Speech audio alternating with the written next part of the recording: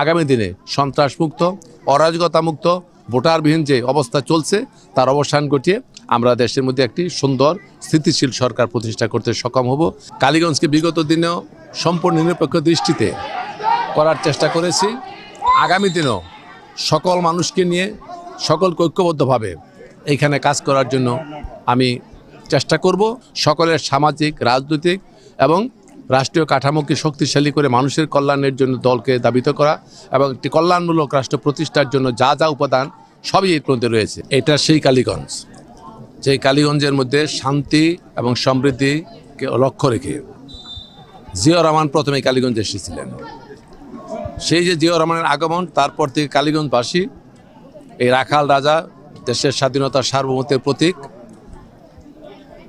ধানের শীষ এবং জিয়াউর রহমানের আদর্শ এইগুলি লালন করি এই দেশে, এই মাটিতে অসংখ্য লোক, নারী পুরুষ এই দলের প্রতি আসক্তি হয় এবং তারা সেই দলকে ভালোবাসে।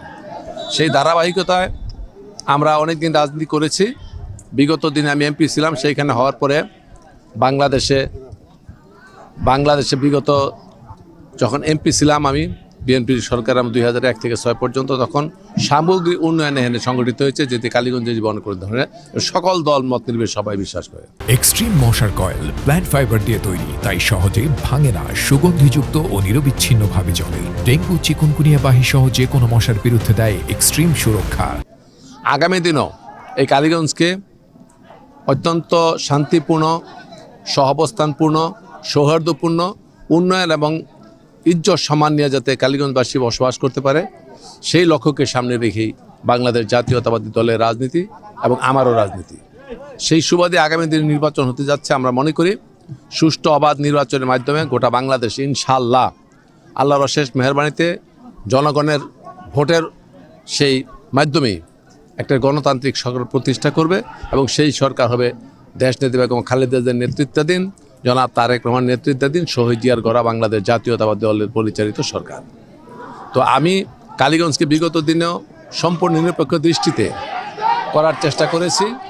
আগামী দিনেও সকল মানুষকে নিয়ে সকলকে ঐক্যবদ্ধভাবে এইখানে কাজ করার জন্য আমি চেষ্টা করব এবং সেই প্রতিশ্রুতি দিয়ে আমি কাজ করে যাচ্ছি। আপনারা জানেন যে সংস্কার, রাষ্ট্রকাঠামো সহ সমগ্র জনগোষ্ঠীর শান্তি, কল্যাণ এবং সমৃদ্ধিকে সামনে রেখে এবং যুগোপযোগী একটি রাষ্ট্র ব্যবস্থা প্রতিষ্ঠার জন্য নতুন প্রজন্ম, ভবিষ্যৎ প্রজন্ম এবং চলমান যেই ছাত্র জনতার যে গণ অভ্যুত্থানের মাধ্যমে যেই বিজয় অর্জিত হয়েছে তাকে ধারণ করে আমাদের ভারপ্রাপ্ত চেয়ারম্যান জনাব তারেক রহমান 31 দফা রাষ্ট্র কাঠামোর সংস্কারের কর্মসূচি দিয়েছেন। সকল দলের সাথে আলোচনাও করেছেন এবং সকলের পূর্বে এই 31 দফা এমন একটি সনদ, এমন একটি কর্মধারা যেটির মধ্যে আপামর জনগণের, সমস্ত জনগণের দল ও মত নির্বিশেষে, ধর্ম বর্ণ নির্বিশেষে সকলের সামাজিক, রাজনৈতিক এবং রাষ্ট্রীয় কাঠামোকে শক্তিশালী করে মানুষের কল্যাণের জন্য দলকে দাবিত করা এবং একটি কল্যাণমূলক রাষ্ট্র প্রতিষ্ঠার জন্য যা যা উপাদান